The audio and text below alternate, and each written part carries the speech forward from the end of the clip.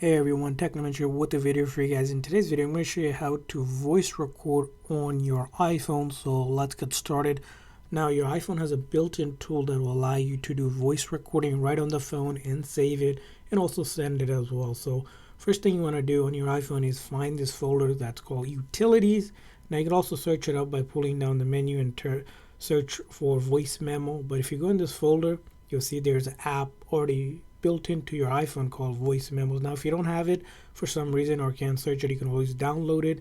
It's an app made for iPhone on iPhone to be able to do voice recording.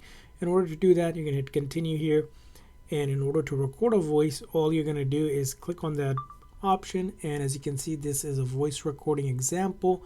Click on to stop, and then now we have a voice recording here. As you can see here, you can play it back, and as you can see, and then you can go ahead and tap on these three dots here to share with someone. If you like to send it, you can copy it, do other things as well. If you want to share, you can send it to someone through your messages from a contact. For example, you can just type in their name and then it'll send it to them as well. So that's how you do voice recording.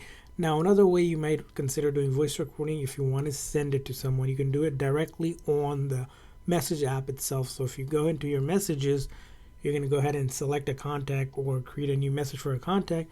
Now in order to send them a voice recording, all you're going to do is click on that plus icon and then click on audio, and as you can see here, it'll start recording a voice recording that you can send directly to that person. Once you're done, click on stop and you can play it back, and as you can see here, it'll start like this, and then hit that send whenever you're ready, and it will go ahead and send it to them. Make sure, of course, is on, and it will go ahead and send it to them, and they can go ahead and listen to it, also see a transcription of it as well. So that's how you do voice recording on your iPhone. I hope this video is helpful. If so, please consider a like and subscribe button for more tips and tricks for your iPhone and other iOS devices. We'll see you guys next time.